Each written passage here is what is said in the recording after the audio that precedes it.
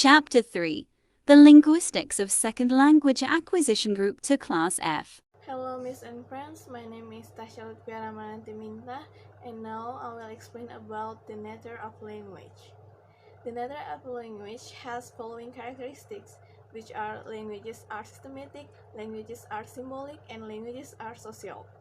Language are systematic consists of recurrent elements which occur in regular patterns of relationships, while languages are symbolic are sequences of sounds or letters that do not inherently possess meaning.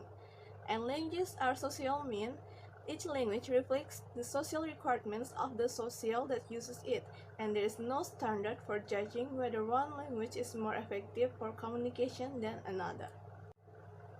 Next, I will explain about the different levels of language that the first language learner or second language learner must acquire. They are first lexicon, morphology, phonology, syntax, non-verbal structures, and discourse. In lexicon, the first language learner and second language learner must acquire about word meaning, pronunciation, grammatical category, possible occurrence in combination with other words and idioms. In morphology, they must acquire about morphemes, inflections, prefixes, and suffixes. In phonology, there are phonemes, intonations, tones, and rhythmic patterns. In syntax, there are word order, agreement between sentence elements, ways to form question, to negate association, and to focus or structure information. In nonverbal structures, there are facial expressions, spatial orientations and position, and then gestures and other body movement. And in the discourse, there are ways to connect sentences and to organize information, structure for telling stories and engaging in conversations, and scripts for interacting and for events. For the time given to me, my name is Yana Perloy, and now I want to presentation about early approaches to second language acquisition. First, concentrative analysis. Concentrative analysis is an approach to study of second language acquisition which involves predicting and explaining learning problem based on the comparison of language 1 and language 2 to determine similarities and differences. The goals of concentrative analysis was primarily pedagogical in nature to increase efficiency in language 2 teaching and testing. Predict and describes the pattern that will cause difficulty in learning and those that will not cause difficulty by comparing systematically the language and culture to be learned with the native language and culture of the student. In linguistic structure, concentrative analysis focus on the surveys from language 1 and language 2 system and describe and compare the language of one level at a time. Concentrative analysis has a basic process applied language 1 and language 2. Anything unless to analysis cannot assume specifically like the definition of interference. In Spanish and English will be relevant for language with different type of features. Same from and meaning of as plural, for example, may be only possible in a very related language. First, for number, or with those who don't use the grammar maker at all, while concentrative analysis highlight potential learning problems. The relationship between language 1 and language 2, but the most important is learning situation that encourage the formation of bad habits versus good habits.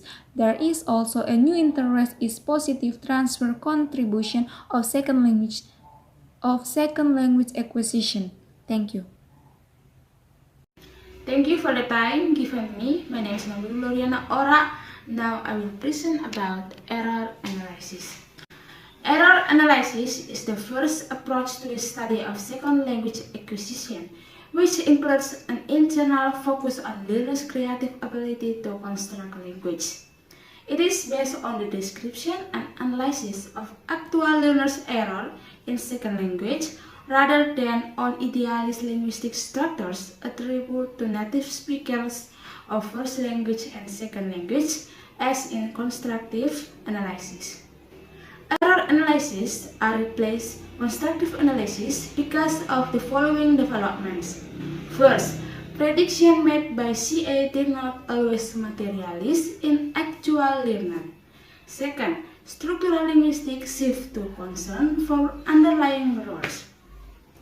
Third, there was a shift to mentalism in explanation of language acquisition rather than on external influences.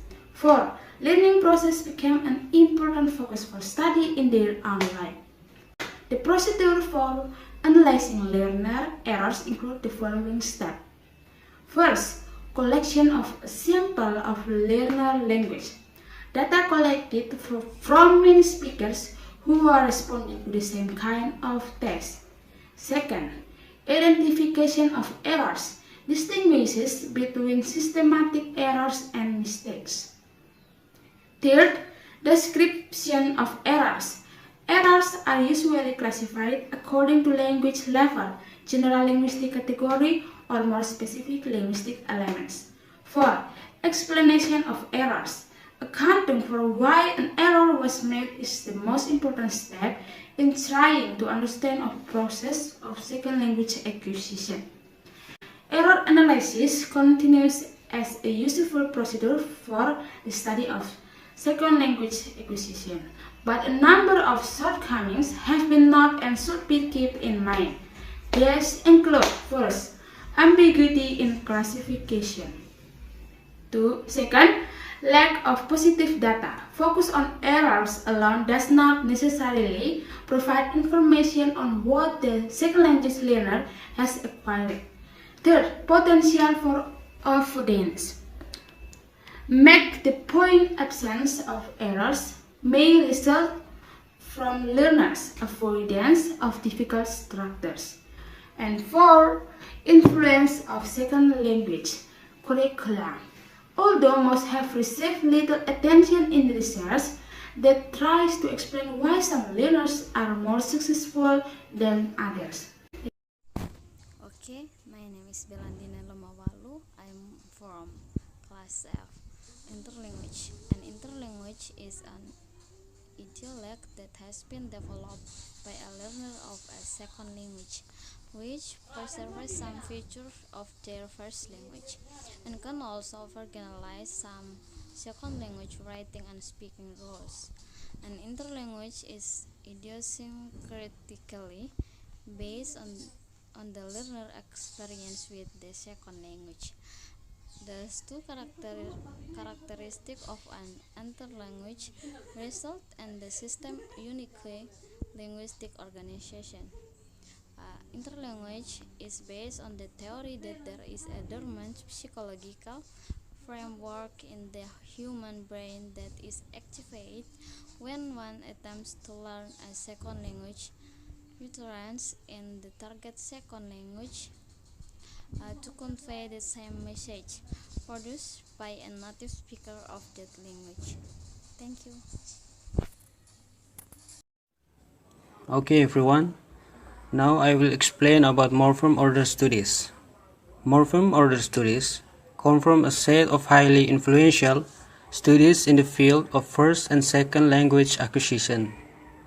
These studies were based on the assumption that there exists a universal and natural order for morpheme acquisition that all learners follow regardless of their background. Next, inflection. Inflection adds one or more units of meaning to the base form of a word to give it a more specific meaning. And this is how we code for plural nouns, past tense, and progressive aspect in English. Next, this result indicates, for example, a progressive suffix, ing and plural, as are the first in this set of morphemes to master by L1 and L2 English students.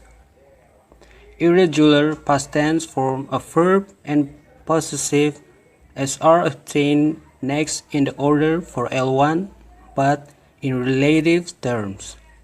Later for L2 learners after the form B and A or D. Although not identical, the order of morpheme acquisition was reported similar in L1 and L2. Okay, thank you. That's all for me.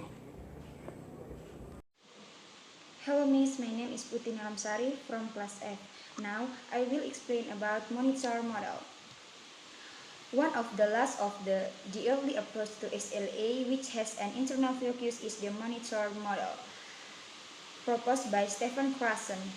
Krashen's approach is a collection of 5 hypotheses which constitute major claims and assumptions about how the second language code is acquired. The hypotheses forming the model are the following. The first is equation learning hypothesis. There is a distinction to be made between equation and learning. The second is monitor hypothesis. What is learned is available only as a monitor for purpose of editing or making change in what has already been produced. The third is natural order hypothesis. We acquire the rules of language in predictable order. The fifth is input hypothesis. Language acquisition takes place because there is comprehensible input. The fifth is effective hypothesis. Input may not be processed, the effective filter is up. Learning is taking place or individuals are inhibited.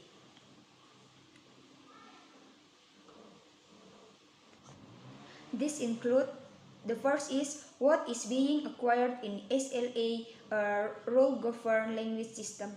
The second is how SLA takes place involves creative mental process. And the third is why some learners are or more or less successful in SLA than others relates primarily to the age of the learner.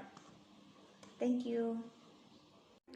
Hello Miss, my name is Mercury Edi. I'm from class F. Now I want to present about universal grammar. Universal grammar is the theoretical or hypothetical system of categories, operations, and principles served by a human language and considered to be innate. Research approaching second language acquisition or SLA from the language perspective often relate this issue to the availability of universal grammar to second language acquisition.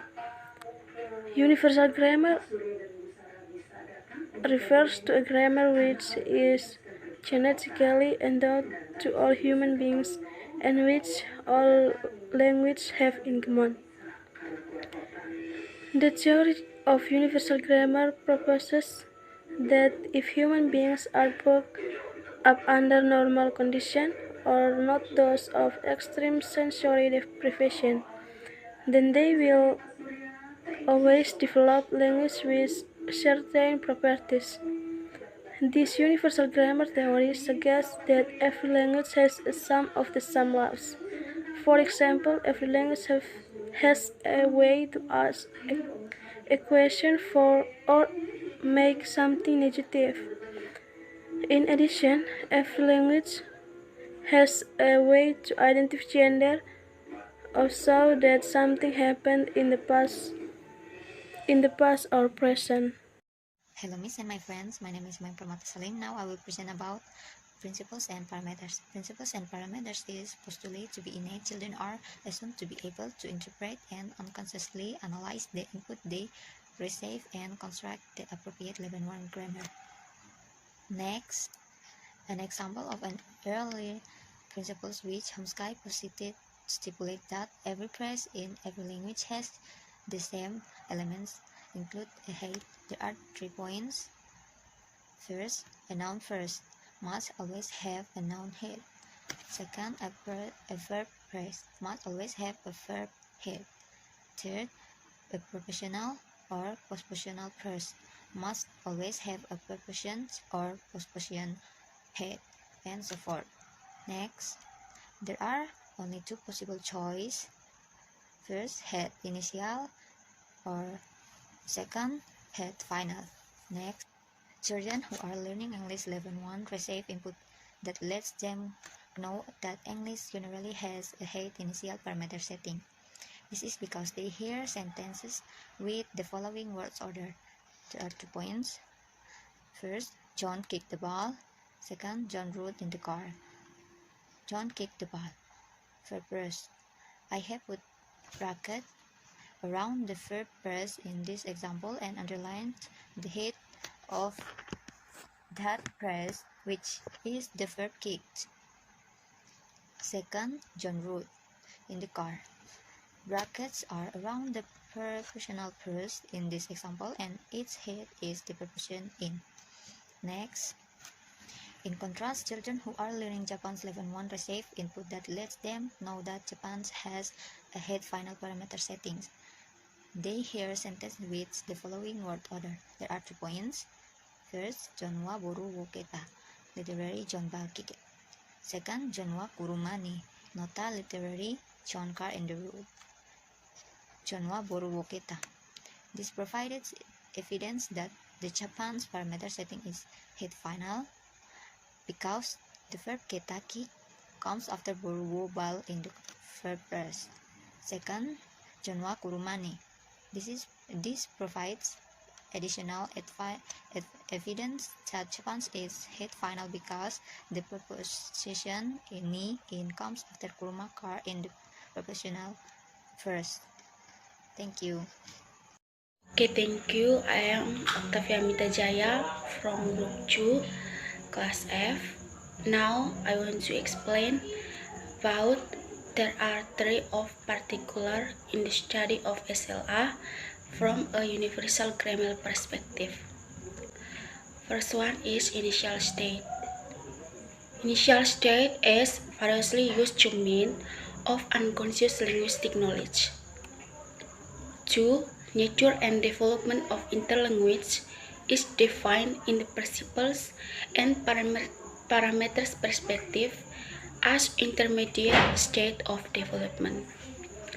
Point 3. Final state.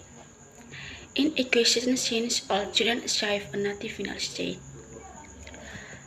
From here, I want to explain next about linguistic interface. Attention to linguistic interface greatly enhances the important across different types of meaning, lexical, grammatical, and semantic and discourse. That's all for me and thank you. Okay, my name is Willem Spanga. Functional approach. Characteristic functional approach. The first focus is on the use of language in real situation or performance. The second study of SLA begins with the assumption that the purpose of the language is communication. The third scope of the concept goes beyond the sentence to include discourse structure and how language is used in interaction and to including aspects of communication. And now system linguistic. System linguistic has been developed by M.I.K. Halliday begins the late 1915. This is a model analysis language in terms of the interlinked system of choice that are involved for expressing meaning. Basic to the approach is the notion untamility derived from the anthropologist Hello everyone, my name is Melvian Staranjanji. I will explain about functional typology. Typology in linguistics is the study and classification of language according to its structural characteristic. Functional typology of contrastive analysis in comparing elements of different languages to predict or explain transfer from first language to second language, which consists of qualitative typology, which examines the problem of language comparisons, and variation in language. Quantitative typology, which examines the distributions of structural patterns on the world language. The theoretical typology that describe the distributions. Market is the relations between linguistic elements where one element is more characteristic than other assigned. Market is each word that is changed to take a new meaning, whereas unmarked is a normal word that is not changed. Okay, my name is Miss Dawati Putri. I'm from class F, and then now I will continue what my friend said. This time I discuss about mapping superior functional position. So, mapping superior functional position is a civil servant who is given the full task, authority, responsibility, and rights by the official who is authorized to carry out survey and mapping activities. I think that's all for me, and thank you. Hello, Miss and friends. I'm Yeli Francisca Snae, and I will explain about information organization. Information organization refers to a functional approach which focuses on uterine structure. The number of first language and second language in the study is important because it allows the researcher to make generalization about the nature of interlanguage, which would not be possible if all the participants were speakers of the same first language or if all were learning the same second language. In information organization consists of development levels and organizing principles. In development levels, all of the learners in the study, no matter what their first language and second language, go through a remarkably similar sequence of development in their interlanguage. The examples are: first, nominal uterine organization. Learners generally begin with the seemingly unconnected naming of subjects and objects. Second, infinite uterine organization. Learners increasingly add verbs to in their uterines, but they seldom use grammatical morphemes to convey the meaning of tense, person, or number. And the third, finite uterine organization. Learners who continue interlanguage development beyond the level next add grammatical morpheme to the verb. Next, organizing principle. In organizing principle, there is a limited set of principles which learners make use of for organizing information. They may be classified as follows. First, phrasal constraint or restriction on the phrasal patterns which may be used. Once the verb has emerged, for example, a basic pattern is noun phrasal phrase plus verb with a second noun phrase after the verb possible. Second, semantic constraint or feature of categories like noun phrase which determine their position in a sentence and what case role they are assigned. And the third, pragmatic constraint, it including restriction that relate to what has been said previously or to what a speaker assumes that the hearer already knows. According to Klein and Perdue, some second learners are more successful than others because of they have communicative needs, cross-linguistic influence, extrinsic factor, and the last is limits on processing.